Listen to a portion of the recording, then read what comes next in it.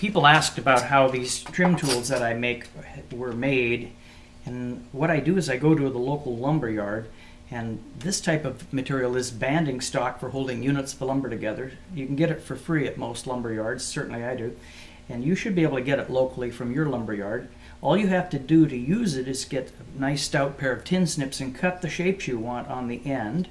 This one's rectangular, so it's simply bent.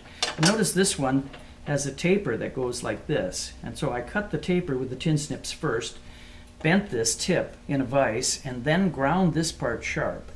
I polish the other end like this, for example. This one's a different tool that's a little narrower for cutting the flange, and the other end is ground with a polishing end called a burnishing end that's really, really smooth and polished to a fine finish.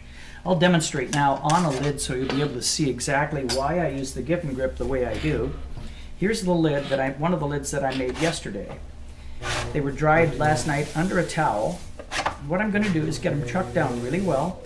It's important to remember with the Giffin Grip that you always have to keep your hand on the piece when you're trimming. The notion that the Giffin Grip by itself can hold the pot is the fallacy that so many people have, that they let go of it and it flies out and then they're upset and don't use the grip again. Well, you have to think about it. You have to maintain downward pressure with your hand. I'm going to cut the flange first. So here it is, and you can see how this tool exactly cuts the flange to the level I want.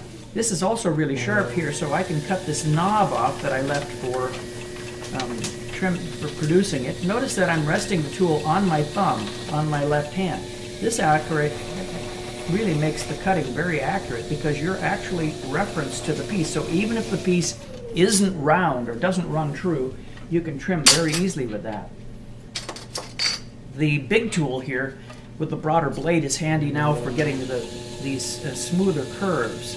A narrow blade is less handy, so this produces a very, very smooth curve down to the flange.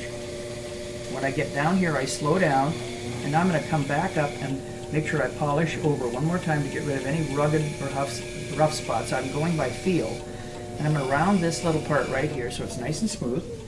Then I'm grabbing this burnishing tool, and this will surprise you. If I take this burnishing tool and round this,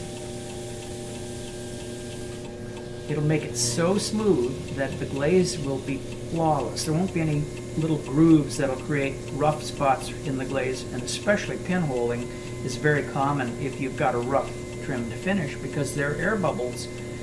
You know, some of the surfaces just won't take glaze properly and they pinhole really badly. You need a smooth surface if you want a smooth glaze finish. And I will draw your attention to why I do this elevated.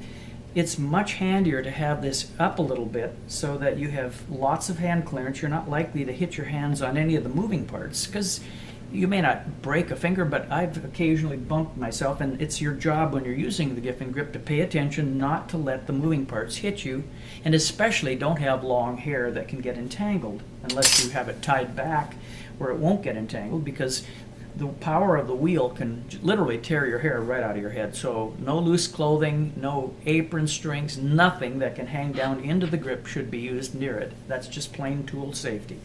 And good luck. I hope you like the Giffin Grip and use it. I don't sell them, and don't work for Giffin, but I recommend it if you want to make your job easier.